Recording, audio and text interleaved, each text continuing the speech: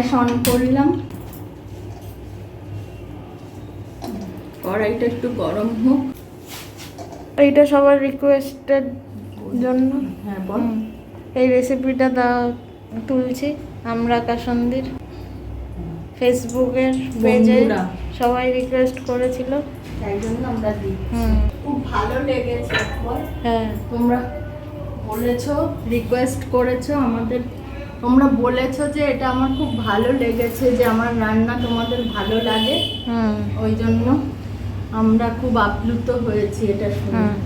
আর যারা ইউটিউবে দেখবে তারাও ফেসবুকে গিয়ে চেক করতে পারে, একই নামে আছে হুমলি হেসেল ফেসবুক পেজ। তেল আমার গরম হয়ে গেছে, একটা শুকনো লঙ্কা দিয়ে দিলাম, এবার সামান্য একটু সর্ষে দিয়ে দেবো। এই যে এখানে আমরা কেটে রেখেছি, বিলিতি আমরা, এবার এটা দিয়ে দেবো তেলে।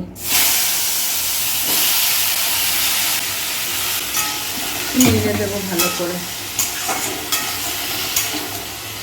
এবার দিয়ে দেবো 1 চামচ লবণ, সামান্য হলুদ দিয়ে এটা ভালো করে নাড়বো।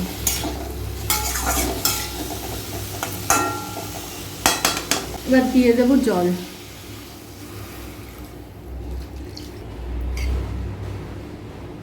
এবার ঢেকে দেবো আমড়াটা সেদ্ধ হওয়ার জন্য। তো গ্যাসটা আমি বাড়িয়ে দিলাম।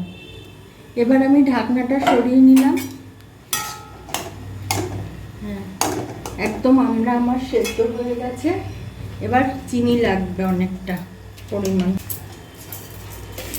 মিষ্টি মিষ্টি না হলে না, এটা ব্রাউন সুগার, হ্যাঁ খেতে ভালো লাগবে না। চিনি দিয়ে দিলাম আর সামান্য একটু দিয়ে দেবো, দিয়ে এবার এটাকে ভালো করে নামাবো।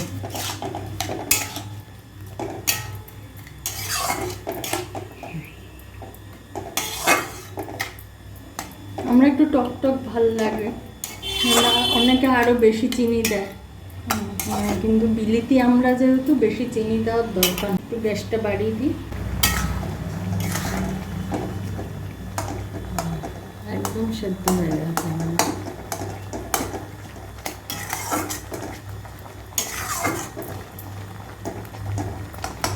আমি এটা ঝোল একদম দিচ্ছি না, চাটনিটা শুকনো শুকনোই ভালো লাগে এগুলো না খেতে। এবার গ্যাসটা একদম কমিয়ে দিলাম। এবার এর মধ্যে একটু কাসুন্দি দিয়ে দেবো, তাহলে স্বাদ উঠবে। 1 গাদা দেওয়ার দরকার হবে না, কারণ সর্ষে ফোড়ন দিয়েছি আমি যেহেতু, আর এটা তো সর্ষে দিয়েই হয় কাসুন্দিটা, ওই জন্য অল্প একটু কাসুন্দি দিয়ে দিলাম।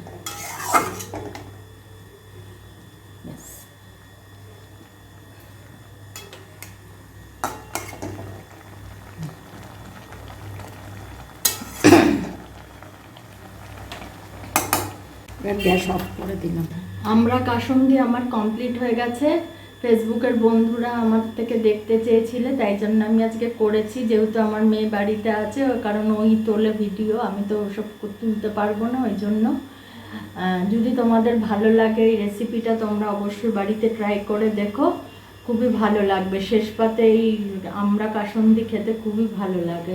তোমরা সবাই শেয়ার করো রান্নাটা, আর লাইক কমেন্ট করো, আর সাবস্ক্রাইব করো।